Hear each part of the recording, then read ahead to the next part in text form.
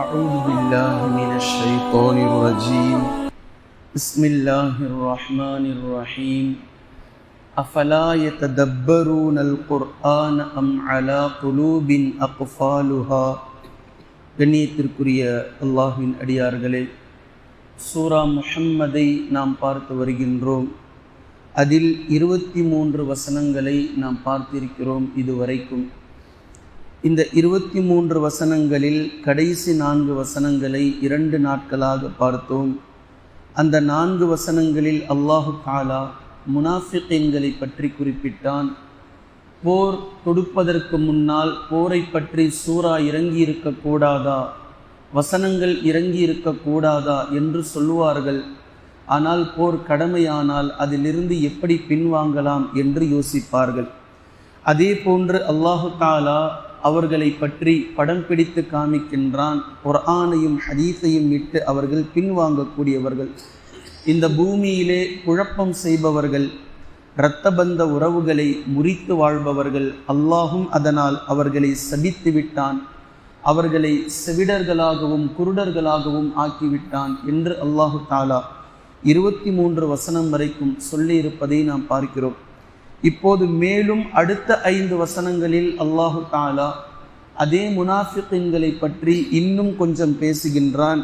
அஃபலா யததப்பரூனல் குர்ஆன், இவர்கள் குர்ஆனை ஆழ்ந்து சிந்திக்க வேண்டாமா? யததப்பரூன் என்றால் ஆழ்ந்து சிந்திப்பது, ததப்புர் செய்வது. குர்ஆன் ஓத தெரியாத மக்களுடைய காலத்தில் நாம் வாழ்கின்றோம். பல நபர்களுக்கு இன்னும் குர்ஆன் ஓத தெரியவில்லை. ஆனால் ஓத தெரியவில்லை என்ற எந்த கவலையும் அவர்களுக்கு கிடையாது. குர்ஆன் ஓத கற்றுக்கணும் என்ற எந்த கவலையும் இல்லை. ஆனால் இங்கு குர்ஆன் பேசுகின்றது அஃபலா யததப்பரூனல் குர்ஆன், குர்ஆனை நீங்கள் ஆழ்ந்து சிந்திக்க வேண்டாமா? அதை ஓதி அதை தஜ்வீதோடு கற்று பின்பு அதனுடைய மனப்பாடத்தை செய்து அதனுடைய பொருள் விளங்கி அதற்கு பின்னால் அடுத்தடுத்த கட்டங்களை செல்வதற்கு பேர் சொல்லப்படும் ததப்புர். அவ்வளவு ஆழத்திற்கு ஒவ்வொரு மனிதர்களும் செல்ல வேண்டும் என்று குர்ஆன் சொல்கின்றது. ஏனென்றால் குர்ஆன் உள்ளத்தில் இருக்கக்கூடிய அசிங்கங்களுக்கு நோயாகும். அதனால தான் அல்லாஹு தஆலா அடுத்த சொற்றொடர் பாருங்க, அம் அலா குலூபின் அக்ஃபாலுஹா, அல்லது அவர்களுடைய உள்ளங்கள் பூட்டப்பட்டு இருக்கிறதா?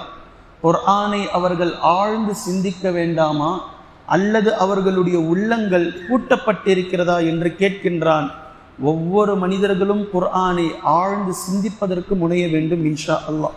பின்பு அடுத்த வசனத்தில் அல்லாஹு தஆலா இன்னல்லதீன இர்தத்து அலா அத்பாரிஹிம் மின் பஅதி மா தபய்யன லஹுமுல் ஹுதா, இந்த முனாஃபிகீன்கள் இவர்களிடத்தில் நேரிய பாதை வந்ததற்கு பின்னாலும், நேரிய பாதை ஹிதாயத்துடைய பாதை எது என்று இவர்களுக்கு தெளிவானதற்கு பின்னாலும் இவர்கள் அதை புறமுதுகிட்டு ஓடுகின்றார்கள், அதை விட்டு ஓடுகின்றார்கள். ஏனென்றால் அஷ்ஷைத்தானு ஸவ்வல லஹும், ஷைத்தான் இவர்களுக்கு அதை அலங்காரமாக ஆக்கி காட்டினான்.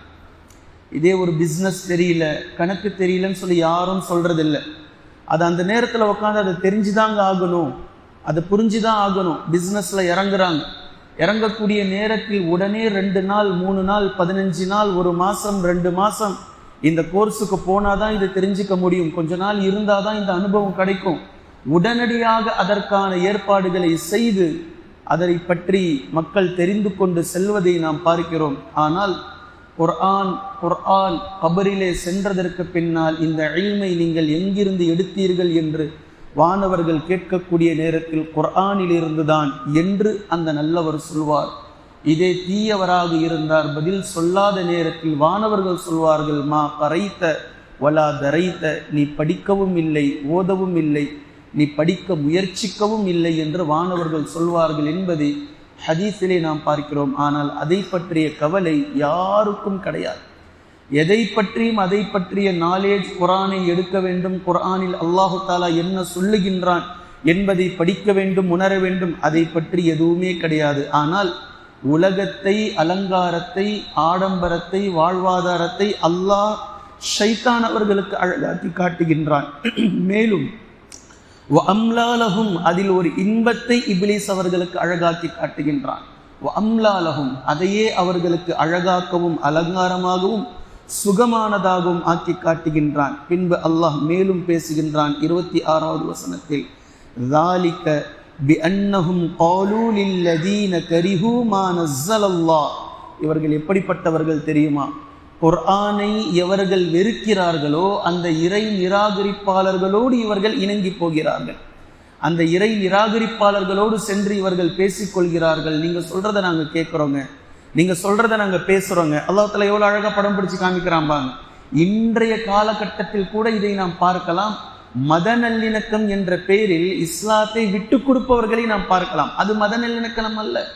மத நல்லிணக்கம் என்பது நன்மையானதை நீங்கள் பேணுங்கள், ஆனால் அது பாவமாக இருந்தால் அதுல போகக்கூடாது. அல்லாஹ் தஆலா தெளிவா பேசுறான். இந்த முனாஃபிகீன்கள் எப்படிப்பட்டவர்கள் என்றால் குர்ஆனை வெறுக்கிறாங்க. ஒரு நாளும் உங்களால் அவர்களை இஸ்லாத்தின் முறைப்படி வாழ வைக்க முடியாது. ஆனால் நீங்கள் எல்லாவற்றையும் இஸ்லாத்தை விட்டு முதுகுக்கு பின்னால் போட்டுவிட்டு நீங்கள் அவர்களோடு சென்று விடுகிறீர்கள். இதெல்லாம் ஒன்றும் தப்பு இல்லை, இதெல்லாம் ஒன்றும் தப்பு இல்லை, இதெல்லாம் ஒன்றும் தப்பு இல்லை. எல்லாவற்றையும் செய்ததற்கு பின்னால் எதைத்தான் தப்பு என்று சொல்வீர்கள்? இப்போ அல்லாஹ் அதை சொல்றான், காலூ லில்லதீன கரிஹூ மா நஸ்ஸலல்லாஹ். அல்லாஹ் இறக்கியிருக்கும் குர்ஆனை அவர்கள் வெறுக்கிறார்கள். அவர்களிடத்தில் சென்று நீங்கள் பேசுகின்றீர்கள், சனுதீஉக்கும் ஃபீ பஅதில் அம்ர்.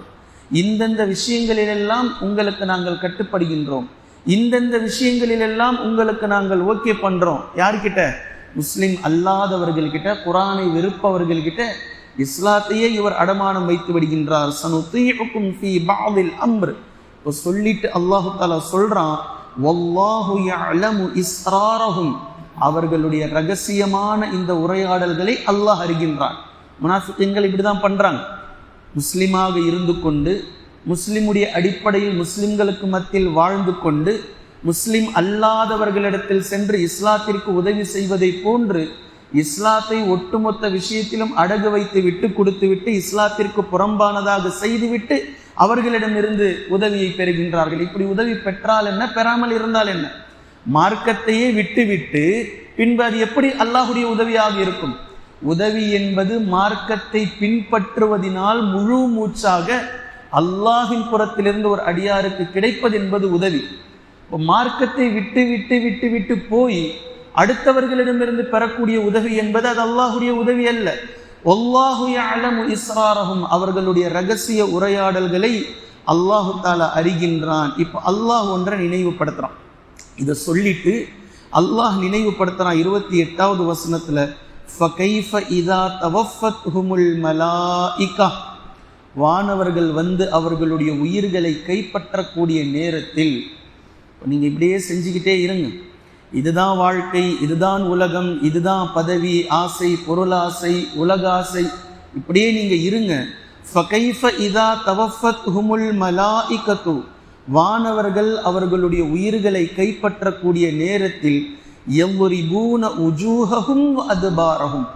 அவர்களுடைய முகங்களிலும் அவர்களுடைய முதுகுகளிலும் அடிப்பார்களே, அப்போது எப்படி இருக்கும்? அல்லாஹ் கேட்கிறான், ஃபகைஃப இதா தவஃபத்ஹுமுல் மலாயிகத்து யவ்ரிபூன உஜூஹஹும் வஅத்பாரஹும். சுருக்கமாக சொன்னால் அவர்களுக்கு முன்னாலும் பின்னாலும் அடிப்பார்கள் வானவர்கள். உயிரை கைப்பற்றக்கூடிய நேரத்திலேயே யார் அல்லாஹிற்கு புறம்பாக வாழ்ந்தார்களோ, சக்ராத்துடைய நேரத்திலிருந்தே அவர்களுடைய அதாபு ஸ்டார்ட் ஆயிடுச்சு. இந்த உலகத்தில் இருப்பார்கள், மறுமை தெரிய ஆரம்பிக்கும். இந்த உலகத்தில் இருப்பார்கள், வானவர்களுடைய அடியினுடைய வேகம் புரிய ஆரம்பிக்கும். இப்ப மறுமை அவர் போயிட்டார், திரும்பி வரமாட்டார். சக்கராத் யாருக்கு வந்துடுச்சோ மீண்டும் அவர் திரும்பி உலகத்திற்கு வரமாட்டார். அல்லாஹ் அதை கேட்கிறான், இதா தவஃபத்ஹுமுல் மலாயிகத்து யவ்ரிபூன உஜூஹஹும் வஅத்பாரஹும். அவர்களுடைய முகங்களிலும் முதுகுகளிலும் வானவர்கள் அடிப்பார்களே, அப்போது எப்படி இருக்கும்? ஏனென்றால், ஏன் அல்லாஹ் கேட்கிறானா, அதுவரைக்கும் அப்படி ஒரு அடியை நீங்க வாங்கியிருக்க மாட்டீங்க. ஏன்னா அது உலகத்தின் அடி அல்ல, மறுமையினுடைய அடி. அடிப்பது வானவரோ ஜின்களோ அல்ல, அல்லாஹினுடைய கட்டளைப்படி வானவர்களுடைய அடி. இதா தவஃபத்ஹுமுல் மலாயிகா. உயிர் கைப்பற்றக்கூடிய நேரத்தில் வானவர்களுடைய அடி எப்படி இருக்கும் என்று அல்லாஹிற்கு புறம்பாக நடந்தவர்களுக்கு புரியும். ذَلِكَ بِأَنَّهُمْ. ஏன் அல்லாஹ் இந்த தண்டனையை தரான் தெரியுமா? அல்லாஹ் பேசுறான், ذَلِكَ بِأَنَّهُمُ اتَّبَعُوا مَا أَسْخَطَ اللَّهُ. அல்லாஹ் யாரின் மீது கோபம் கொண்டானோ அல்லது அல்லாஹ் இறக்கியதை குர்ஆனை புறக்கணித்து எவர்கள் கோபமாக நடந்து கொண்டார்களோ அவர்களை நீங்கள் பின்பற்றினீர்கள். அவங்களுக்கு பின்னாடி போனீங்க. இது தப்பில்லை, இது தப்பில்லை, இது தப்பல்ல. நீங்கள் இஸ்லாம், நீங்கள் முஸ்லீமாக இருந்தீங்க, முஸ்லிமுடைய அடிப்படையில் வாழ்வதை விட்டுவிட்டு மத நல்லிணக்கம், சமூக நல்லிணக்கம் என்ற பேரில் இஸ்லாத்தையே விட்டுட்டீங்க. இஸ்லாத்தை விட்டுவிட்டு அந்த பக்கம் சென்று பின்பற்றினீர்கள். அல்லாஹினுடைய பொருத்தத்தை நீங்கள் வெறுத்தீர்கள். இதன்படி வாழ்ந்தால் இந்த உலகத்தில் ஒன்றும் இல்லாமல் வாழ்ந்தாலும் அல்லாஹுடைய பொருத்தம் கிடைக்கணும் என்றல்லவா நீங்கள் வாழ்ந்திருக்க வேண்டும். இந்த உலகத்தில் உங்களை மக்கள் தூற்றினாலும் நாளை மறுமையில் அல்லாஹ் உங்களை போற்றுவான் என்றல்லவா நீங்கள் வாழ்ந்திருக்க வேண்டும். ஆனால் நீங்கள் என்ன செஞ்சீங்க? அல்லாஹினுடைய பொருத்தத்தை நீங்கள் வெறுத்தீர்கள். அல்லாஹ் இறக்கியதை நீங்கள் கோபமாக விட்டுவிட்டு மக்களை நீங்கள் பின்பற்ற ஆரம்பித்தீர்கள். அவனும் உங்களுடைய அமல்களை எல்லாம் அழித்து விட்டான். எதையெல்லாம் நீங்கள் நன்மைன்னு சொல்லி செஞ்சீங்களோ, அல்லாஹையும் இஸ்லாத்தையும் ரசூல் ஸல்லல்லாஹு அலைஹி வஸல்லம் அவர்களுடைய சுன்னாவையும் விட்டு விட்டு செய்யக்கூடிய நல்ல அமல் எது அமலாக இருக்க முடியும்? அது எப்படி நல்ல அமலாக இருக்க முடியும்? அது எப்படி அல்லாஹின் புறத்திலிருந்து கிடைத்த உதவியா இருக்க முடியும்? அல்லாஹும் அவர்களுடைய அமல்களை அழித்து விட்டான் என்று இந்த 5 வசனங்களில் அல்லாஹு தஆலா முனாஃபிகீன்களை பற்றி 28 வசனம் வரைக்கும் அல்லாஹு தஆலா பேசுகின்றான். இத்தோடு 3வது ருக்கூஅையும் முடிக்கின்றான். இன்ஷா அல்லாஹ் இதனுடைய விளக்கத்தை நாம் தொடர்ந்து பார்க்கலாம். குர்ஆனையும் ஹதீஸையும் தெளிவாக விளங்கக்கூடிய நன்மக்களாகவும் அதை நடைமுறைப்படுத்தக்கூடிய மக்களாகவும் அல்லாஹ் நம்மை ஆக்குவானாக. சுப்ஹானக்கல்லாஹும்ம பிஹம்திக அஷ்ஹது அல்லா இலாஹ இல்லா அன்த அஸ்தக்ஃபிருக வ அத்தூபு இலைக்.